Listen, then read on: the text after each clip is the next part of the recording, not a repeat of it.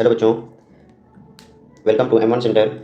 आइए आज हम लोग देखते हैं कक्षा 8 की बुक जो कि है बिहार बोर्ड की गणित।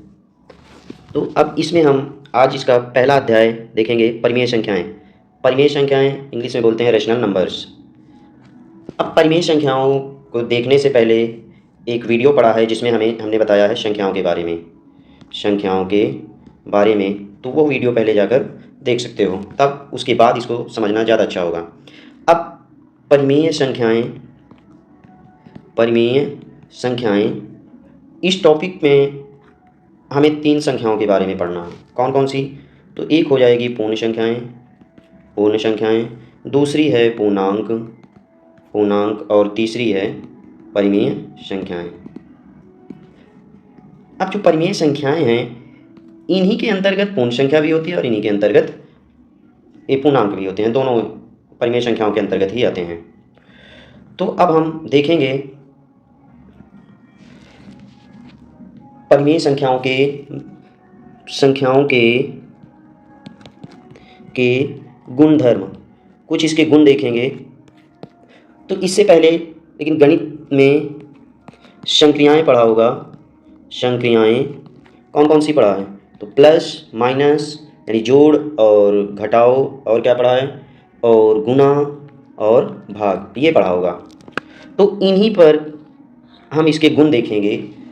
तो संख्याओं के कुछ नियम होते हैं, जो कि 3 नियम दिए गए हैं। 3 नियम में पहला है समवृत्त या समवरक नियम। इंग्लिश में इसी को बोलेंगे क्लोजर लॉ। दूसरा है क्रम विनिमेयता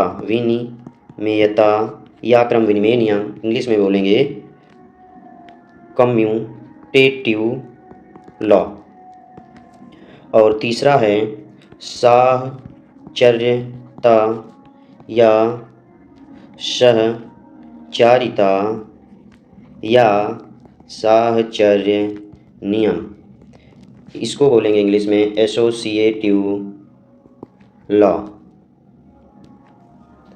अब जो ऊपर हम पढ़े थे पूर्ण संख्याएं, पूर्णांक और परिमेय संख्याएं, तो इन तीनों नियम को इसमें जोड़ घटाव गुणा और भाग के माध्यम से देखेंगे कि किन किन नियमों में ये जोड़ घटाव गुणा इन नियमों का पालन करते हैं, किस किस के लिए सत्य हैं। तो सबसे पहले हम लेते हैं पूर्ण संख्याएं।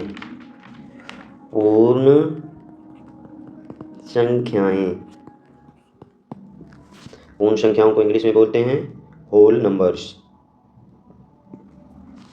अब पूर्ण संख्याएं होती कौन कौन सी हैं? तो 0, 1, 2, 3, 4, 5, इस तरह ये अनंत तक संख्याएं होती हैं। मतलब प्राकृतिक संख्या में अगर 0 भी शामिल कर लेते हैं तो बन जाती है पूर्ण संख्या। अब हम जो पहला नियम है, ये नियम देखते हैं कि पहला नियम है समवृत्त या समवरक नियम, इंग्लिश में क्लोजर लॉ। तो अब इस नियम के आधार पर हम चारों संख्याएं देखेंगे उनके लिए कि पूर्ण संख्याओं के लिए सत्य है कि नहीं। तो इसमें से पहला हम देखते हैं, पहला है योग का मतलब इंग्लिश में एडिशन। अब ये देखते हैं, हम कोई भी 2 पूर्ण संख्याएं ले लेते हैं। ये दी गई हैं तो इनमें से कोई भी 2 पूर्ण संख्याएं ले लेते हैं। जैसे 6 और प्लस 9, 6 और 9 का योग करते हैं तो आता है 15। अब देखते हैं, ये भी पूर्ण संख्या है, ये भी पूर्ण संख्या है, और जब योग आया है तो वो भी क्या है? एक पूर्ण संख्या है। इसी प्रकार अन्य संख्याएं भी ले लेते हैं, जैसे 0 + 1 = 1। अब इसमें देखते हैं 0 भी पूर्ण संख्या, 1 भी पूर्ण संख्या, और जो ये योग आया है वो भी पूर्ण संख्या है। तो इस तरह हम कह सकते हैं कि अतः पूर्ण संख्याओं के योग के अंतर्गत समवरक नियम सत्य है, क्योंकि हर स्थिति में यहाँ क्या आती है? 2 पूर्ण संख्याओं का योग हर स्थिति में पूर्ण संख्या आती है। अगर यही किसी भी संख्या को जोड़ने पर ना आती तो ये इसके लिए सत्य ना होता, लेकिन यहाँ सभी जगह आ रही है, इसलिए क्या है? सत्य है। तो इसलिए हम कह सकते हैं कि अगर दो पूर्ण संख्याएं a और b है, इनका योग हमेशा क्या आता है, एक पूर्ण संख्या आता है। हमेशा क्या आता है, एक पूर्ण संख्या आता है। अब इसी प्रकार सेकंड नंबर देखते हैं। सेकंड नंबर योग हो गया। अब घटाओ, घटाओ को बोलते हैं व्यवकलन। व्यवकलन इंग्लिश में सब्सट्रैक्शन। सब्सट्रैक्शन। अब देखते हैं उसी प्रकार जैसे योग में चेक किया है, उसी प्रकार हम घटाओ में चेक करेंगे कि क्या दो संख्याओं को घटाने पर पूर्ण संख्या आता है। दो पूर्ण संख्याओं को घटाने पर पूर्ण संख्या ही आता है। जैसे 6 में से 4 घटाया 2 आया। अब यही 4 में से, तो यहाँ भी ये पूर्ण है, ये भी पूर्ण संख्या है, और ये भी क्या आई, एक पूर्ण संख्या आई। अब 4 में से अगर 6 घटा देते हैं तो आ जाता है -2। ये क्या है, ये पूर्ण संख्या, ये पूर्ण संख्या नहीं है। अब जब ये पूर्ण संख्या नहीं है तो इसका मतलब कि घटा या व्यवकलन के लिए नियम सत्य नहीं है। तो लिखेंगे अतः पूर्ण संख्या व्यवकलन के अंतर्गत संवरक नियम सत्य नहीं है। अब जब संवरक नियम सत्य नहीं है तो हम कह सकते हैं कि a माइनस बी या b माइनस a बराबर पूर्ण संख्या नहीं होता है। हमेशा ये पूर्ण संख्या आए ये जरूरी नहीं है। तो ये इसके लिए क्या है, सत्य नहीं है। लेकिन जोड़ के लिए क्या था, सत्य था। उसमें हमेशा योग करने पर प्लस में ही आएगा, पूर्ण संख्या ही आएगा। अब इसी में देखते हैं तीसरा पॉइंट, गुणन मतलब मल्टीप्लिकेशन। मल्टीप्लिकेशन।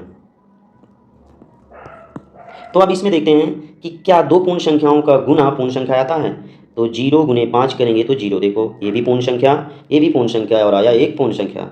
1 में 5 का गुना करेंगे तो 5, 6 में 5 का गुना करेंगे 30। तो ये देखिए सभी ये क्या है, ये पूर्ण संख्या, ये भी पूर्ण संख्या, जो आया वो भी पूर्ण संख्या, ये पूर्ण संख्या, ये भी पूर्ण संख्या, और जो आया वो भी पूर्ण संख्या। तो हम अतः कह सकते हैं, अतः पूर्ण संख्या का गुणन के अंतर्गत संवरक नियम, ये क्या है, ये सत्य है। तो इस प्रकार हम कह सकते हैं कि a और b इनका गुणा अगर किया जाए, मतलब a b, ये हमेशा क्या आएगा, एक पूर्ण संख्या आएगा। क्या आएगा, पूर्ण संख्या आएगा। तो ये संवरक नियम गुणन के लिए क्या है, पूर्ण संख्याओं पर सत्य है। अब इसी के आगे देखते हैं भाग। तो देखते हैं भाग, जोड़ हो गया, घटाव हो गया और गुणा हो गया। अब इसके बाद भाग देखते हैं। भाग में इसको इंग्लिश में डिवीज़न। तो अब ये देखते हैं कि क्या दो संख्याओं का भाग करने पर भी एक पूर्ण संख्या आता है। जैसे हम 4 में भाग देते हैं 5 का तो आता है 4/5। अगर 6 में भाग देते हैं 2 का तो आता है 6/2 बराबर 3। तो इसमें से देख सकते हैं कि यहाँ पूर्ण संख्या थी, यहाँ भी पूर्ण संख्या थी, हमने जब भाग दिया, लेकिन ये क्या आ गया, ये पूर्ण संख्या, ये पूर्ण संख्या नहीं है। क्या है, पूर्ण संख्या नहीं है। लेकिन यहाँ पूर्ण संख्या, ये भी पूर्ण संख्या है, और जो भाग देने पर आया वो भी क्या है, एक पूर्ण संख्या है।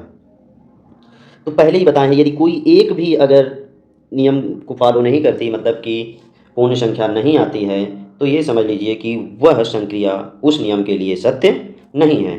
तो अतः कह सकते हैं कि पूर्ण संख्याएं भाग के अंतर्गत संवरक नियम के लिए सत्य नहीं है। क्या नहीं है, सत्य नहीं है। मतलब a भाग में b हमेशा पूर्ण संख्या आए ऐसा सत्य नहीं है।